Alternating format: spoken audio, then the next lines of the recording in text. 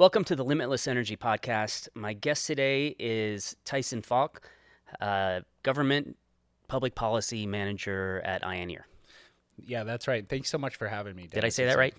You did. It was Okay. perfect. It's a pleasure to be here, and thanks for having me. So before we get into mining and INER, let's talk about you, because I moved here about 11 years ago, and you're one of the first people I met. And at the time, you were working at a state agency called NIREC, which stands for what? Yeah, so NIREC was the Nevada Institute for Renewable Energy Commercialization. We were based out of the Desert Research Institute, not too far from here. And we were working with researchers and professors and trying to help them commercialize their technology that they may have developed, whether that was intellectual property, a particular a process, or something innovative, and in particular around the clean energy green space. Your background, you actually went to UNR, right? I did, yeah. So I guess taking a step back, I grew up in rural Nevada. I lived in Ely and Elko and Winnemucca growing up, and then I moved to Reno and attended UNR and ultimately got a pre-law degree there, and then went to grad school and got a master's degree in public policy at UNR. So you decided against law. I decided against law, yes. Okay, so what did you do between UNR and NIREC? So I started as a lobbyist, actually. I took an internship and I worked at the state legislature and represented a number of different clients. And some of those, and actually quite a few of them, were in the renewable energy space. So renewable energy advocacy. How can we as a state move forward in deployment of clean technology, renewable energy? How can we take advantage of the natural resources that we have here in the state? So that's how I got into politics writ large. And then while I was going into grad school is when I worked at NIREC. Oh, really? You were a grad student at the time? I was, yes. Okay. I didn't know that. So when I first moved here and I was thinking I want to start a lithium-ion battery company, and I was kind of getting my bearings and learning the city, and I think through the university, I was getting my MBA there, I was referred to NIREC. I don't know if it was specifically to you, but I went to the DRI campus and we met, and I think the idea was potentially NIREC would help, but I guess you did actually supply funds to startups or entrepreneurs. But at that time, that was close to the end of NIREC. Right. Yeah. So NIREC ended up closing its doors, not too long after that. But we did help a number of companies, and we did a lot of startup entrepreneurship efforts. I think we were one of the first to do sort of the startup weekends, for example. And so we were really focused on entrepreneurship. And maybe it's important to think back to the time that was in, Yeah. right? I mean, it that was not a good economy. It was not, no. And, as somebody that just graduated and you come into the worst recession that's, hit the country in a long time, and Nevada in particular being the hardest hit, it was really dire This was times. 2012. Reno was hammered. Yeah, I think I remember about 14% unemployment, across the state. And so there was really an effort to, what can we do to diversify our economy? We were certainly, over-reliant, I would say, on gaming and tourism. And during a recession, of course, those are the first that get hit. And so the state, and a lot of efforts at the state and at NIREC, was looking at ways that we can diversify our economy. How can we become more sustainable and really taking advantage of the resources we have here? And, it was at that time at NIREC that my colleague and myself, Brian McCardle, that we actually, under contract with the Nevada Governor's Office of Energy, wrote a couple of white papers and looking particularly at our opportunities around lithium in developing, because we knew we had lithium resources here, and rare earth elements as well. And so those papers were ultimately published through the Governor's Office of Energy. And lo and behold, here we are, 11, 12 years later, and we start to see this burgeoning economy from mining to processing to manufacturing to recycling. So it's been kind of coming full circle. Whose idea was NIREC, and do you think it actually played an important role in getting to where we are today for the state? So NIREC was funded through the National Department of Energy. Actually, I want to say that was some of the ARA funds, American Reinvestment whatever that acronym was. And so there was a lot of money deployed towards how can we develop clean energy technologies across the United States and in Nevada in particular. And I joined kind of late on in NIREC. They existed a few years before I joined on, so I don't know if I could go into the exact history of NIREC. Okay, so NIREC closed, I guess, is around 2013-ish. And then where did you go after that? So after NIREC was done, I did a couple of different things here and there, just making ends meet. But ultimately, I got back into lobbying, and I worked for a law firm here locally. And I went back to the legislature and worked a number of sessions representing various clients, and a lot of them in the clean energy space. And then, in 2020, I got a call from INER and wasn't told who the mining company was, but hey, would you be interested in coming and working and doing public and government affairs for a mining company? And, I found out that it was a lithium company, and I was super excited to be part of it, understanding that this would be one of the first new mining projects or lithium mines that would be coming online in the United States in many, many, many decades. And so, fast forward now, I've been at INER for the last 3.5 years. Was lithium playing an important role in what you were doing from NIREC and beyond? You were doing public policy and working on renewable projects, but did you know lithium was sort of a central theme there? Yeah, so actually I think one of the organizations that I've worked with since that time actually is a group called the Nevada Mineral Exploration Coalition. And so that's an organization of juniors and explorers, the guys that are actually going and finding the deposits. And so I represented them both at the state legislature, helping organizing their meetings, doing advocacy around the country at different trade shows and really highlighting Nevada's opportunity as when it comes to our natural resources. Certainly, mining's played an important role here in the States, and our prowess is in gold and silver historically, and certainly copper. But seeing the writing on the wall of seeing what 21st century technology needs, and for our deployment of renewable energy, lithium was we could see the writing on the wall that it was going to be very important. And so I think lithium has been a focus from folks on the exploration side, of the mining side, and certainly on the public policy side. In terms of being beyond exploration for lithium in the United States in general, there's not a lot of projects that are beyond exploration. INER is one of them. I guess Lithium Americas. These are projects that are imminent, that are going to come to fruition. Are there others? Is Piedmont coming online? I don't know if I could speak to the specifics of a Piedmont. I think that we are probably one of probably a handful, I would say, of projects that have a chance to come online in sort of the near future. There's a lot of exploration activity, of course, even in and around where our project is in central Nevada. You see a lot of resources and a lot of work being put into finding that next deposit. But in terms of projects that could come online in the near term, we're on that short list. But even now, there's only one active mine. There's the Silver Peak mine that has been, I don't know how long they've been mining lithium, but it's been around a while. Not necessarily for batteries, but mining lithium. Right. Yeah, I want to say that facility's been around since about the 1950s. Okay, and that's a brine facility, right? That is a brine, and I guess to differentiate ourselves, so we're in hard rock. Our ore deposit is actually pretty unique to the world, and we have, of course, lithium. We're talking about lithium today, but we also have a lot of boron inside our ore, and we're one of the largest lithium boron deposits on the planet. And so our process is inherently different. You see a lot of, they have the evaporation ponds, right?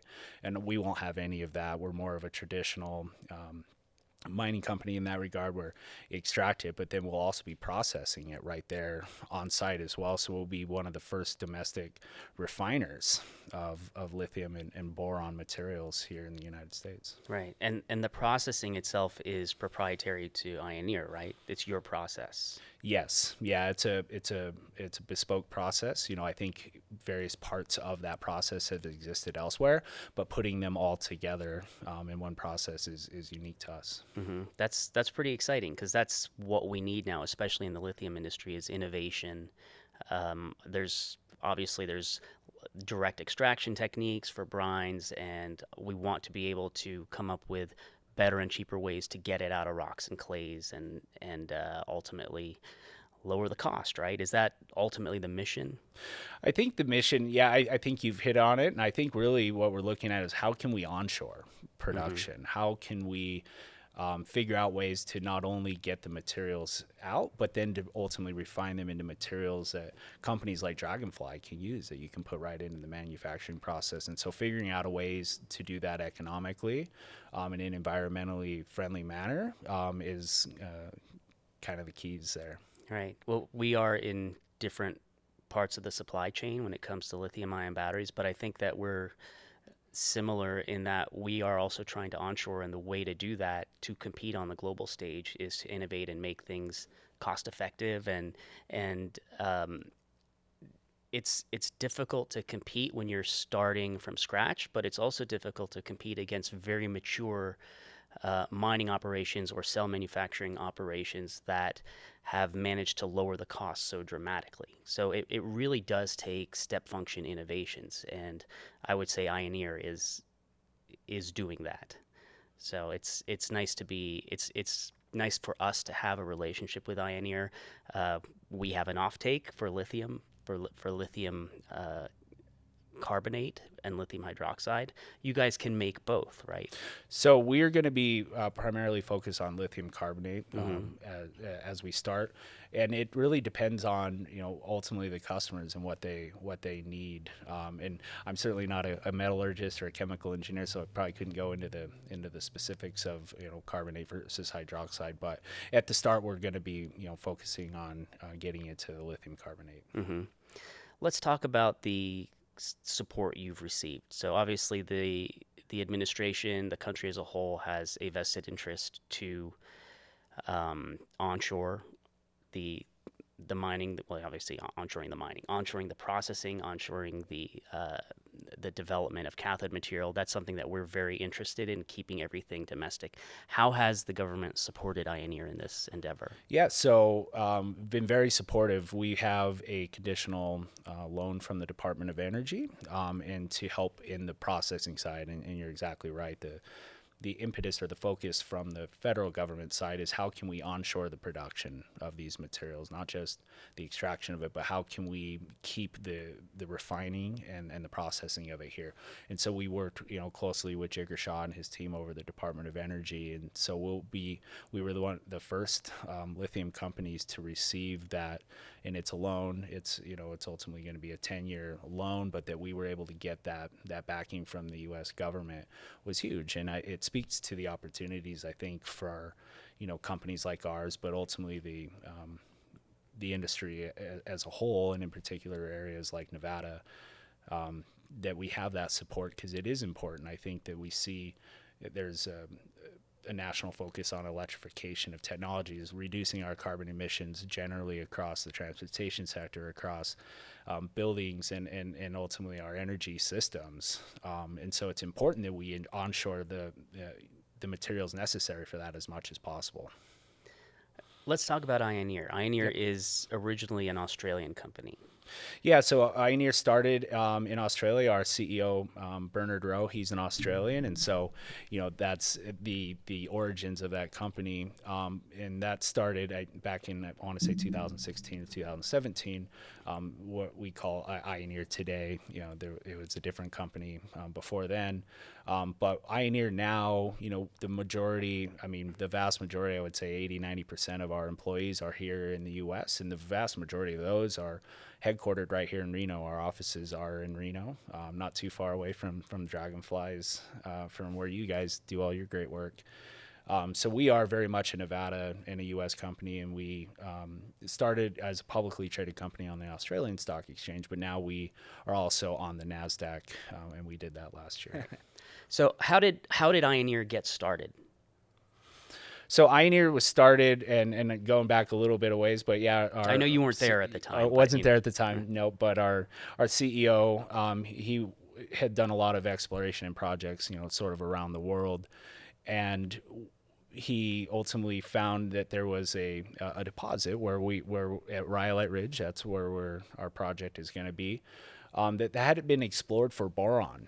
Way back when, back in the early 1900s. And so we knew that there was boron there, and we knew there was lithium there, but certainly up until the last couple of decades, there wasn't much of a demand, or we didn't see that increase in demand for lithium. But then all of a sudden you take a look at it holistically and realize that there's an opportunity to produce both boric acid and lithium carbonate from the same ore body. It became a very attractive project, and that's how we started moving in. That is our key project. That's what we're focused on, is bringing this project online. Did the project start because of the demand for lithium, because of the onset of transportation and electrification of transportation, or was it a new process that you guys were excited to apply to this particular area? Yeah, so I think it's both. I think it's the mineralogy itself lends itself to being able to be processed so you can extract efficiently lithium and the boron out of the ore body. But then you couple that with the demand that we see, and the incentives and the focus on electrification technologies are pushed towards reducing our carbon emissions across the transportation and building sectors. I think you take all that together, and then that's why we're close to being into production, or we're going to start construction here pretty soon. Let's talk about the economics of lithium, because there are skeptics who think there's no way you could possibly have enough lithium to do what policymakers want to do for electric vehicles in terms of electrifying 80 to 100% of the entire fleet. And that creates obviously some pressures on the cost, because it's more difficult to get to the supply. So what do you think is going to happen? Am I putting you on the spot here, or just give me your opinion? What do you think is going to happen in the future? So I would say the demand, it's pretty safe to say the demand is going to continue to increase. Mm-hmm. And where that price is, I guess, depends on the number of projects that come online. It takes a long time to develop. It takes projects. A very long time. And right now, there's only a handful. So that, we kind of know what's happening over the next 5-7 years. But what happens after that, people need to start exploring and thinking about that now, right? Yeah, that's right. And you see, it takes on average over a decade from once you discover that there is a deposit somewhere to then prove out your process, to get the investment that's required to do all of that, and then you have to go into the permitting side, which also takes a very long time as well. So that pipeline is important, that we keep looking for what's the next deposit, the next project, and ultimately the price of which will be dependent upon how many projects can actually come online. Yeah, it's an exciting time, but there's also a lot of uncertainty as to how you fill in some of these gaps. We talked about the production of the cathode. You've got you can get all the lithium out of the ground, but then you still have to figure out how to produce the cathode here domestically. Otherwise, you're shipping it back to Asia, right? Right. Yeah, and I think you see now that China, in particular, controls a vast majority of the processing of it, right? Very, very little of the ore is actually coming from China. It comes from South America and Australia, but China has long controlled the processing, the refinement side. So to your point of us being able to onshore the productions of cathodes and anodes, it's important for us to be able to get that processing done right here in the United States. Right. But from the point of view of INER, it's a secure business, because whatever you get out of the ground, someone's going to buy it. Demand is that big over the next decade. I would say that there's no shortage of interest. Yeah. In folks looking to bring their supplies of what they need from right here in the U.S. Mm-hmm. Well, we're a decade now removed from when we first met, and I didn't really have a whole lot going on, and you were at NIREC that was shutting down. Did you think we'd be